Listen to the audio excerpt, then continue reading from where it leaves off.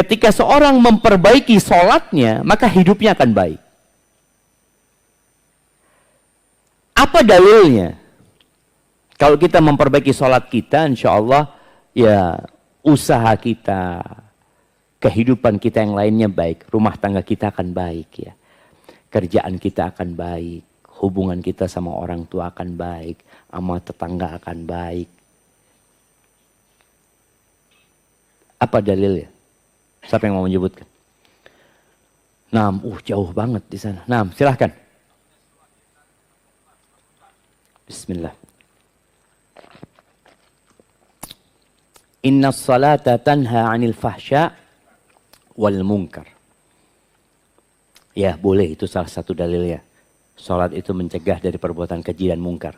Kirimkan hadiah ke belakang. Siapa lagi dalilnya?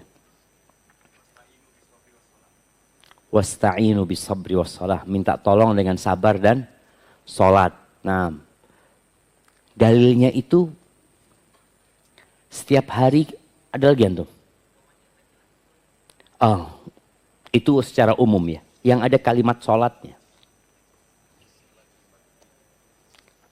Tiang agama. Bolehlah. Kita boleh-boleh semua jemaah. Yang penting ada dalilnya gitu kan. Yang penting ada dalilnya.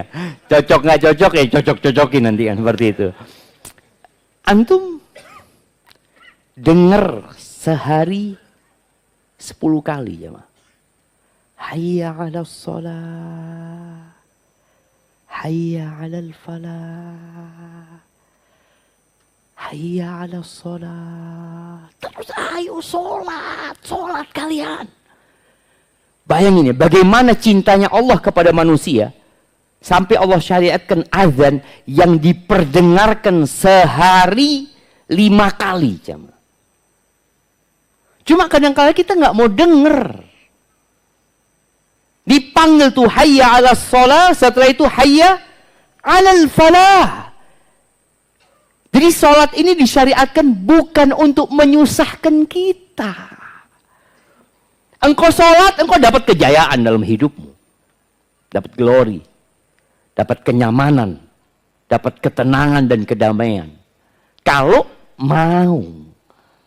Qomat juga. Ya. Bagaimana ketika orang mengatakan hayya 'alas shalah, hayya 'alal falah. Tolong hal itu dihayati. Makanya di antara langkah menuju ke khusyuk itu adalah mendengarkan azan, menjawab azan, dan berdoa setelah azan. Ini panggilan untuk menuju ke sholat. Kalau panggilannya aja antum abaikan, tidak terlalu penting buat antum. Sebagian mungkin masih sibuk ngobrol dengan panggilan tersebut. Merasa, aduh waktu anak habis ya. Ya anak-anak juga merasakan. Kadang-kala anak dengar azan, pegang handphone ya. Seharusnya udah taruh lah. Antum hayati bacaan Allahu Akbar, Allahu Akbar. Antum akan tahu, ya Allah semuanya kecil. Allah itu maha besar. Antum punya masalah sama siapa? Sama bos, sama atasan, sama presiden. Sama raja. Wallahi semua itu hambanya Allah Azza wa Jalla. Terus kenapa kita harus bingung? Allahu Akbar, Allahu Akbar. Terus bagaimana kita bersyahadat? Aku bersaksi bahwa nggak ada yang berhak disembah kecuali Allah ya. Ketika kita dengar lalu kita menjawab wa ana asyhadu an la ilaha illallah, dan aku ikut bersaksi. Jangan cuma muadzinnya yang bersaksi.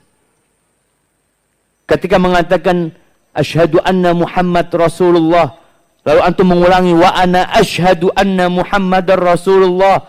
Setelah itu antum mengatakan raditu billahi rabba wa bil islami dina wa bi Muhammadin sallallahu alaihi wasallam nabi. Aku ridha ya Allah engkau sebagai Tuhanku.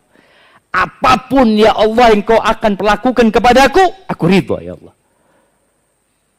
Karena hidup ini tidak selalu sesuai dengan keinginan kita. Antum punya masalah. Dan ana juga punya masalah. Pikirnya Ustaz nggak punya beban gitu loh.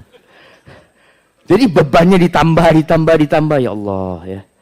Tapi ternyata beban itu ketika Ustaz mendengar jadi ringan buat Ustaz. Kenapa? ternyata masalah ana lebih ringan daripada masalah orang ini.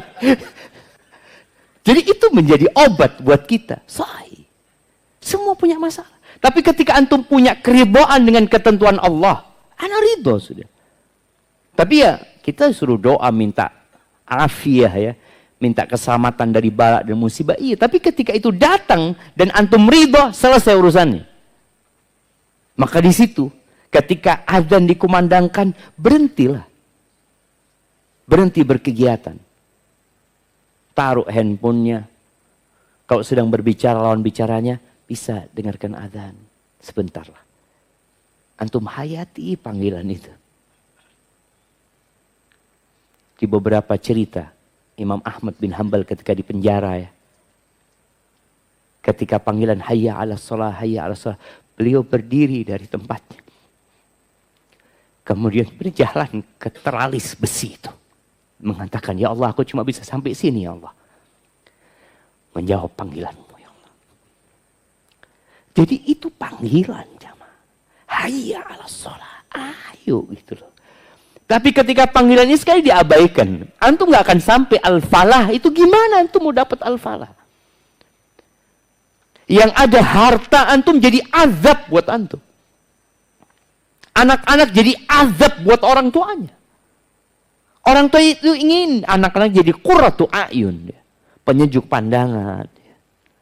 Dia ingin harta yang dikumpulkan itu jadi ya sarana untuk kebahagiaan dan kegembiraan dia di dunia dan di akhirat.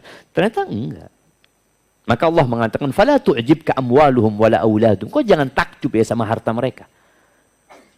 Jangan heran sama anak-anak mereka. Kadang-kadang kita, ya Allah anaknya bagus-bagus semua gitu ya. Masya Allah sukses semua, hartanya banyak. Padahal sholat yang enggak. Apa anak harus enggak sholat supaya kaya ya? Mungkin orang berpikir, anak dulu hijrah Ustaz. Masya Allah belum hijrah banyak fulusnya Ustaz. Setelah hijrah kok jadi susah Ustaz ya? Enggak. Antum tetap dapat falah. Ketika antum bisa sholat, antum sedang menuju ke al-falah tadi itu. Antum sedang memperbaiki hidup antum. Ya.